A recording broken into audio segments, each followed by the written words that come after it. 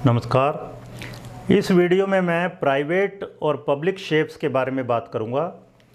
Private shape यानी निजी प्रयोग के लिए आकार, पर्सनल यूज़ के लिए, मतलब घर है हमारा उसके लिए, अपना गार्डन है तो उसके लिए।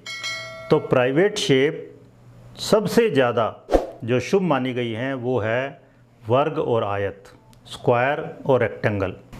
तो ये शेप प्राइवेट शेप हैं। ये शेप पब्लिक में भी यूज़ हो सकती हैं, लेकिन घर आपने बनाना है, प्लॉट लेना है या प्लॉट को सही करना है तो वर्ग और आयत में ही उसको कन्वर्ट करना होगा।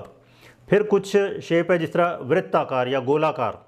गोलाकार शेप के ना तो प्लॉट होते हैं घर के लिए और ना ही बिल्डिंग बनाई जाती है, लेकिन इनको घरेलू कुएँ खोदने हैं या कुछ वस्तुएं हैं जिस तरह कॉफ़ी टेबल है, सर्कुलर शेप की हो सकती है, बाल्टियां हैं, कंटेनर जार हैं, भंडारण के बर्तन हैं, रसोई का सामान है इतना सारा, खेलने का सामान जिस तरह क्रिकेट बॉल वगैरह है, तो ये सब सर्कुलर शेप की हो सकती है। तो आर्टिकल्स तो घर में सर्कुलर शेप की हो सकती हैं, लेकिन आप घर में वृत्ताकार कंस्ट्रक्शन और प्लॉट की भूल जाओ। प्राइवेट शेप घर के लिए स्क्वायर और रेक्टेंगुलर, लेकिन पब्लिक शेप, सार्वजनिक शेप जो हैं वो ये तो हो ही सकती हैं। इसके अलावा भी कुछ और शेप हो सकती हैं, तो वो हम अब डिस्कस करने वाले हैं। सार्वजनिक आकार यानी पब्लिक शेप्स पब्लिक या कॉमन यूज़ के लिए होती हैं, तो ये धार्मिक कामों के लिए हो सकती हैं, मतलब रिलीजियस, मंदिर मस्जिद गुरुद्वारे। वाणिज्यिक कामों के लिए, ऐतिहासिक महत्व की बिल्डिंग्स हैं उनमें अलग शेप हो सकती हैं, स्मारकीय बिल्डिंग हैं तो इन सब में थोड़ी अलग शेप हो सकती हैं। तो वृत्ताकार सर्कुलर शेप लेते हैं जिस तरह, तो एग्जिस्टिंग संसद भवन है सर्कुलर शेप का। मुरैना मध्य प्रदेश में 64 योगिनी मंदिर है सर्कुलर शेप का। कनॉट प्लेस है नई दिल्ली में, राउंड अबाउट्स हैं सारे। किलेबंद शहर है कोई, उसकी 4 दीवारी सर्कुलर शेप की हो सकती है। सार्वजनिक कुएँ हो सकते हैं, जल कुंड हो सकते हैं, ओवरहेड वाटर टैंक हो सकते हैं, तो ये सब सर्कुलर शेप के हो सकते हैं। मीनारे जिस तरह कुतुब मीनार है दिल्ली में, स्टेडियम है, तो ये सब सर्कुलर शेप के हो सकते हैं जो कि घर में हम सोच ही नहीं सकते। फिर आइए इस तरह अंडाकार शेप हैं, एलिप्टिकल या एग शेप, वो हो सकती हैं पब्लिक बिल्डिंग में। तो ना तो आप वर्तमान संसद भवन सर्कुलर शेप का है वो घर में सोच सकते हो, और ना ही त्रिकोणाकार संसद भवन जो नया बनने वाला है वो शेप घर में सोच सकते हो। फिर षटकोणीय आकार घर में नहीं होनी चाहिए, लेकिन पब्लिक बिल्डिंग में हो सकती है, और ये नए संसद भवन में देखने को मिल रही है आपको। इसके बारे में हम वीडियो पोस्ट कर चुके हैं पहले से। फिर अष्टकोणीय आकार, ये भी पब्लिक बिल्डिंग के लिए है, घर के लिए ये ठीक नहीं है। फिर पिरामिड शेप घर में नहीं यूज़ की जाती कोई, जिस तरह लोटस टेम्पल की शेप ही लोटस जैसी है, वो घर में आप सोच भी नहीं सकते। तो घर में लिमिटेशन होती हैं। सबसे पहले तो इतनी बड़ी भूमि नहीं होती, फिर इतना पैसा नहीं होता, फिर उसको यूटिलाइज करने वाले इतने लोग नहीं होते, तो इनका कोई मतलब नहीं है। फिर आइए वास्तु के क्लासिकल टेक्स्ट में दुर्गों के लिए, किलों के लिए शुभ आकार मिलते हैं। तो कौन कौन से आकार?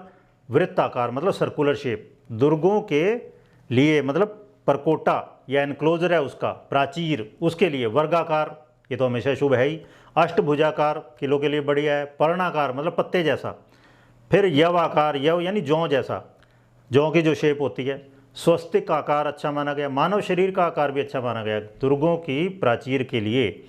और दुर्गों के लिए जो अशुभ आकार माने गए हैं वो है 1 या 2 छकड़ों के समान आकृति, छकड़ा या रथाकार भी कह देते हैं इसको, ठीक है। फिर त्रिकोणीय आकार जनरली दुर्गों के लिए, जो रिहायशी दुर्ग हैं जिनमें लोग रहते हैं, त्रिकोणीय और षटकोणीय आकार वो शुभ नहीं माने।